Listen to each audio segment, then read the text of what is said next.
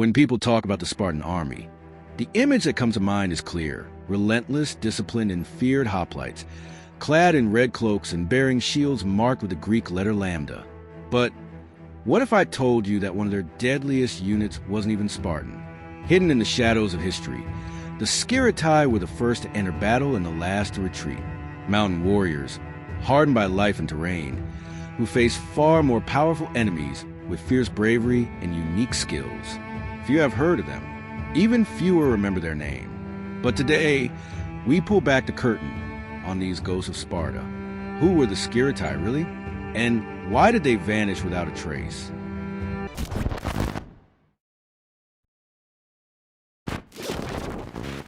Before they wielded spears for Sparta, the Skiritai were simply children of the mountains.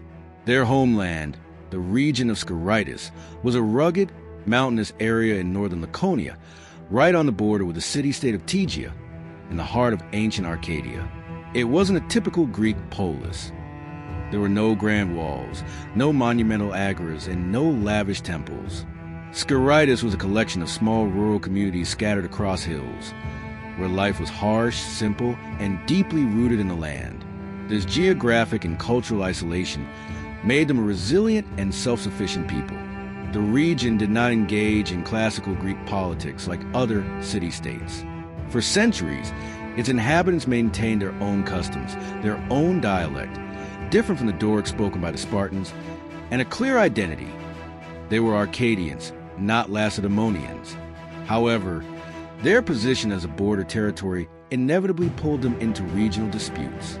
Since the 6th century BCE, conflicts between the Tegeans and the Spartans over control of the area were frequent.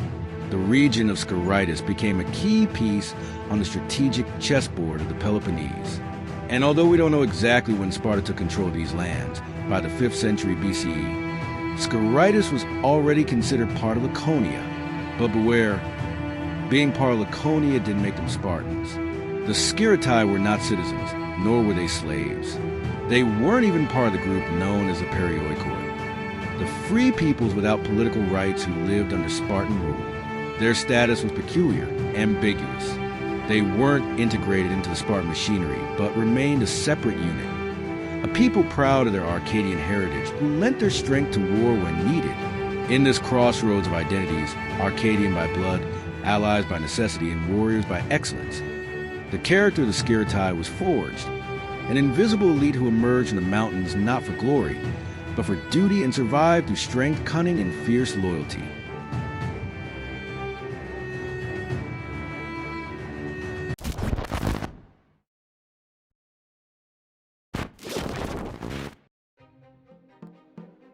At first glance, the Skiritai might seem like just another cog in the Spartan military machine.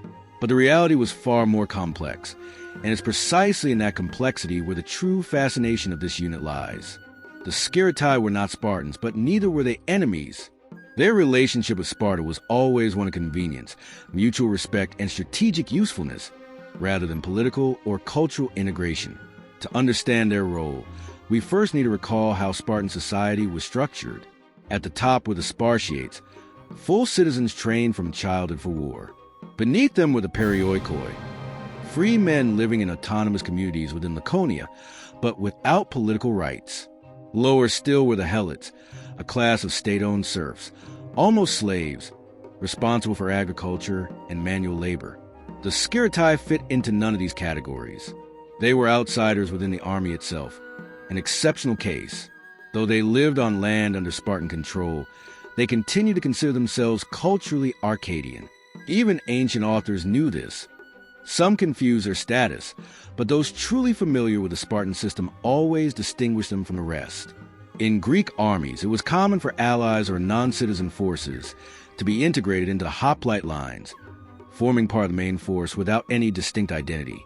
But the Skiritai broke this norm. When the Spartan army was assembled, the other Laconian communities sent their men to fight shoulder to shoulder with the Spartiates. Not so the Skiritai. They marched and fought as a separate unit, as if they were independent allies, a special troop within an army known for rigidity and uniformity. This special treatment was no accident. Early on, The Spartans recognized in the Skiritai strong internal cohesion and military efficiency that made them ideal for tasks requiring greater mobility, autonomy, and discipline. Their number, 600 men, was not massive, but it was constant, and that gave them a unique identity as a corps, very different from the scattered reinforcements of other peoples. In a way, we can view the Skiritai as an irregular elite force, similar to what we might call special forces today.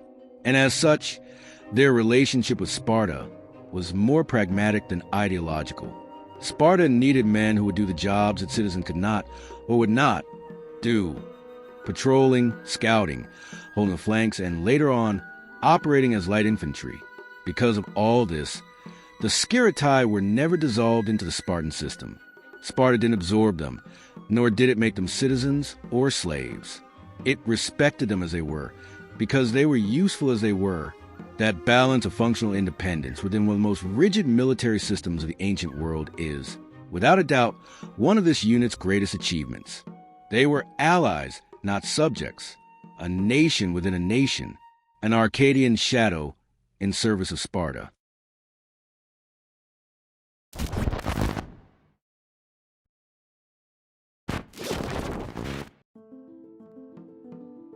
What makes a military unit truly fearsome? Its numbers, its weapons, its training? In the case of the Skiritai, it wasn't any one of these things alone, but rather a blend of versatility, resilience, and adaptability that made them one of the most valuable and enigmatic components of the Spartan army, a historical enigma. One of the great mysteries surrounding the Skiritai is their military equipment. There are no clear visual representations or detailed descriptions like we have for other hoplite units. We do know, thanks to the historian Thucydides, that during the Peloponnesian War, they occupied the extreme left wing of the Spartan front line, a position of vital tactical importance. Only units that were deeply trusted were granted such an honor. So, what kind of warrior was needed to hold that spot?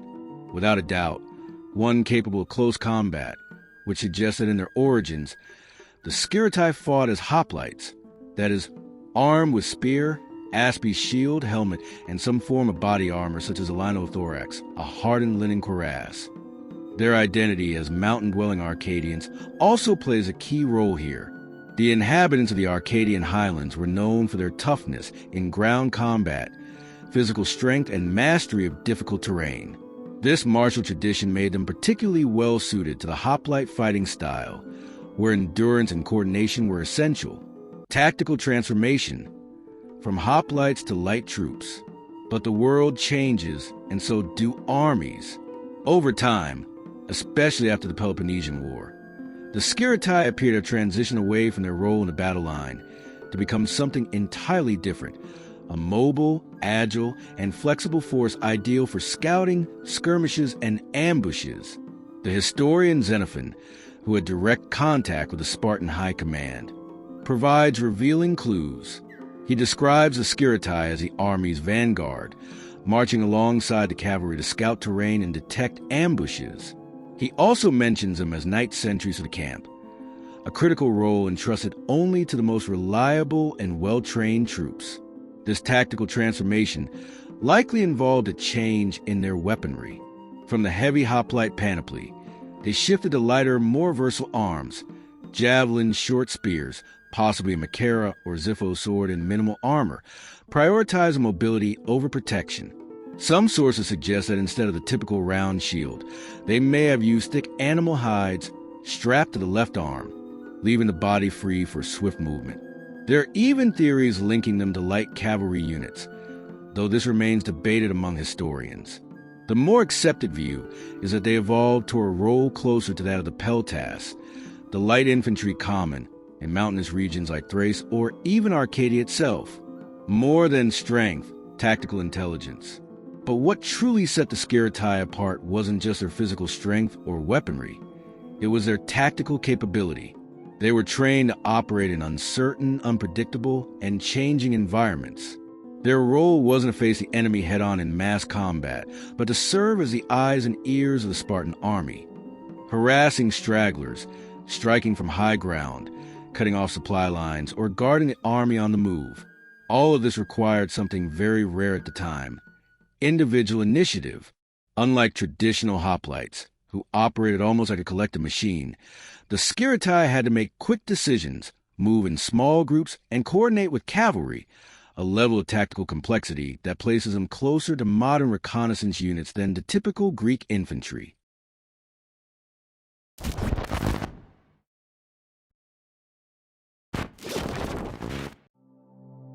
For centuries, the Skiritai remained in the shadows of the great Spartan narratives. They were not protagonists, nor did they receive monuments. But when fate cast them into the crucible of battle, they fulfilled their duty with a tenacity that earned them a place among the bravest warriors of ancient Greece.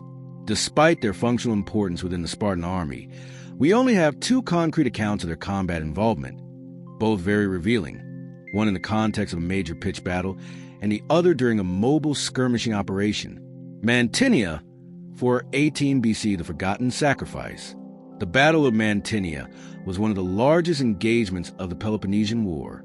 Sparta, facing a coalition led by Argos, needed to reaffirm its supremacy in the Peloponnese, and the Skiritai were called to form the first line of defense on the army's far left flank. As was their tradition, that flank was the most vulnerable, since Greek tactics of time often aimed to envelop the opponent's left wing with their own extended right. In other words, the position assigned to the Skiritai was the most exposed in combat. The situation worsened when Spartan King Agis II, fearing precisely an encirclement, ordered the Skiritai and a unit of veteran mercenaries to shift further left to cover a potential enemy advance. But this movement created a gap in the Spartan line. When Agis tried to fix the error, it was already too late. The Argive and Mantinean coalition exploited the opening, broke through the lines, and isolated the Skiritai and mercenaries. The result was catastrophic for them. Surrounded, outnumbered, and without support, they fought fiercely but were completely overwhelmed. They were forced into a disorganized retreat, something that went against the very spirit of Spartan discipline. However, this retreat was not out of cowardice, but because they were victims of a poorly calculated tactical order. Almost all Spartan casualties in that battle occurred on that flank. The Skiritai were decimated, fulfilling their role as the first line of shock troops to the bitter end. It's ironic. Their only appearance in a major battle shows them being defeated, but that defeat was not due to weakness. It was because they were the first to go in and the last come out, loyal to their reputation. The Theban raid, 377 BC, the perfection of light warfare. 40 years later, we find the second and final episode in which the Skiritai appear in the historical narrative. This time, the situation was different. It wasn't a pitched battle, but a harassment campaign during the Boeotian War. Spartan King Agis II was marching toward Thebes when he encountered an enemy force positioned on the hills. Instead of launching a frontal attack, Agis chose a clever tactic. He advanced directly toward Thebes, forcing the Theban army to abandon its position and retreat hastily through the hills. At that moment, the Skiritai and Spartan cavalry surged forward, occupied the heights near the city, and struck the retreating Thebans with a hail of projectiles. The strike was swift, precise, and devastating. They chased the Thebans to the very gates of the city, but once the enemy regrouped behind their walls, the Skiritai withdrew with surgical discipline, without losing a single man. It was a flawless demonstration of hit-and-run tactics, the hallmark of expert light troops. This episode confirmed the transformation of the Skiritai from heavy hoplites to specialized light infantry, versatile, autonomous, and capable of executing complex maneuvers in mountainous and hostile terrain. Valor and anonymity. It is telling that, despite their dedication, the Skiritai vanished from the record shortly after the Theban campaign. Even when Sparta was attacked on its northern border, precisely in the region of Skiritis, there is no mention of their involvement in its defense. Perhaps, not being a permanent force, they were simply unavailable.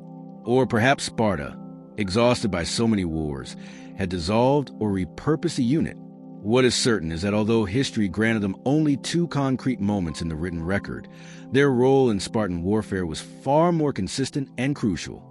According to Xenophon, no unit worked harder or took more risks than the Skiritai. They were the blade that carved the path, and the shield that held firm when all else failed.